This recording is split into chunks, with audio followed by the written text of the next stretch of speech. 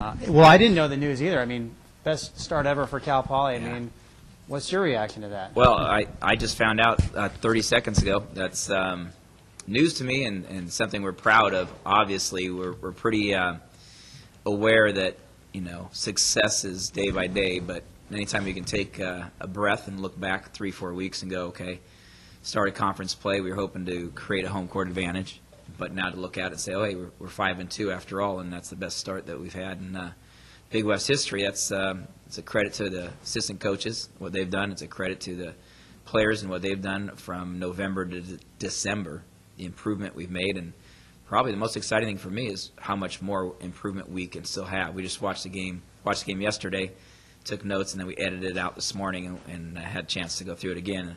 We still don't think that we're playing our best basketball. We can still improve quite a bit in a lot of areas. Talk about the game on Saturday. I mean, it was a wild one, as we know. To pull that one out because you were up, then you were down, and it was just completely the outcome was totally up for grabs that last 16.9 seconds or whatever. Right. To pull out a win there. I mean, a couple of days later. I mean, what does that say about your team?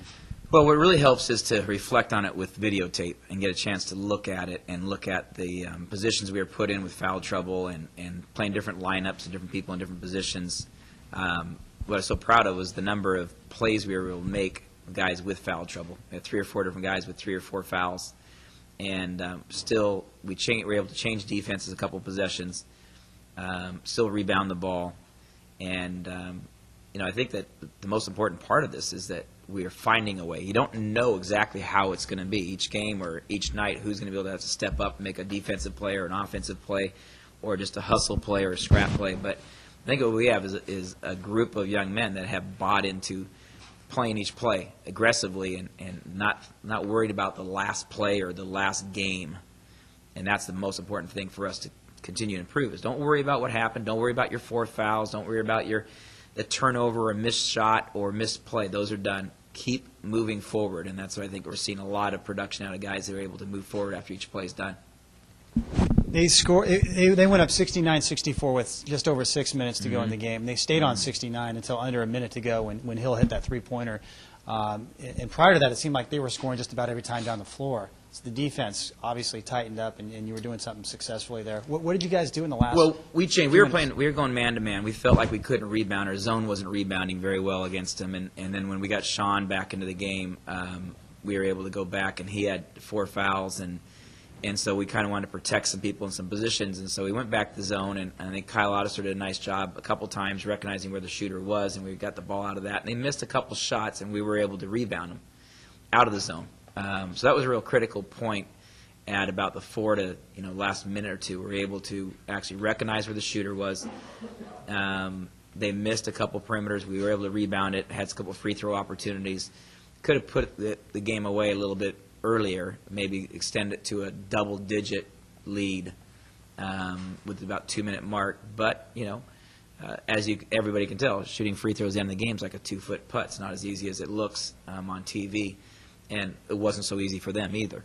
And so both teams had opportunity to scrap there and knock down a shot here and there. But the reality was, I think the great part of the end of the game was that I watched 3 of our guys make plays, take themselves out of the play, whether they tried to block a shot or get a rebound or fall down. And I know Sean, Lorenzo, and David all were either on the ground or out of the play, had to come back into the play and try to make another play. And that's, I think, was the critical part for them, was that just no quit, just that fight, find a way. And we could kind of preach it, and I think that they've embraced it, and they're finding ways to never lose the game. We kind of were talking about this quite a bit in the preseason. I talked to a lot of groups in the early part of the year about we expect that we'll never lose a game. We just will run out of time. And so I think that when you get that mentality established, like the guys on our team are now, is we're fighting to the last second, and we're finding ways to win those last second games now.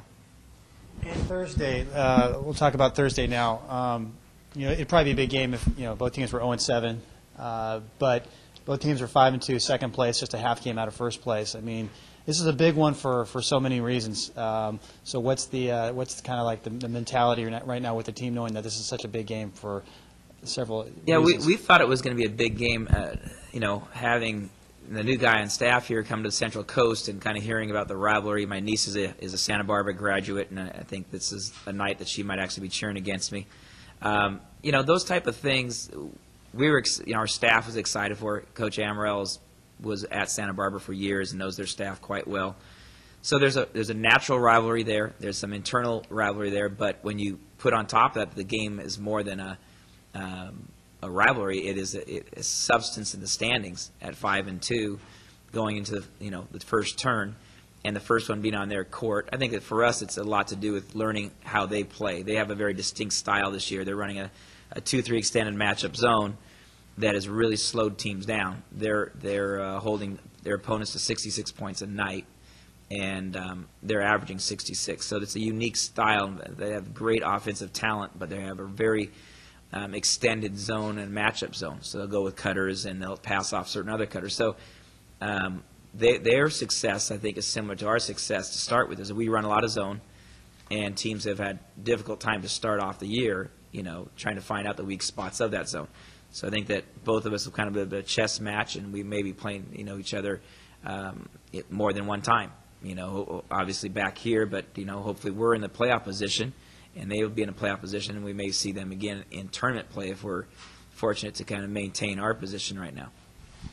And again, you touched on it, the rivalry. I mean, what do you expect down there? I mean, I would hope it would be a very spirited, loud crowd on both ends. But I mean, just talk about going down there and your first taste of Gauchos and Mustangs. Yeah, well, I was assistant coach at USC for a year, and we came up and played at Santa Barbara, and the place was sold out, and I got a taste of that atmosphere. And the students do get into it. The community was there. It was a great event, a great evening.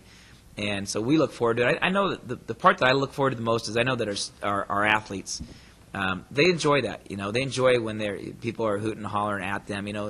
Teams, players that are true competitors, they like going on the road and having a crowd that's kind of into them a little bit. It stirs the juices and the enthusiasm. So we don't mind that. I know the guys will be looking forward to it from both ways. Coaches get excited when there's an exciting crowd, but I know the players do too. I mean, everybody that's played likes an exciting gym and some people yelling at them. That's not such a bad thing after all.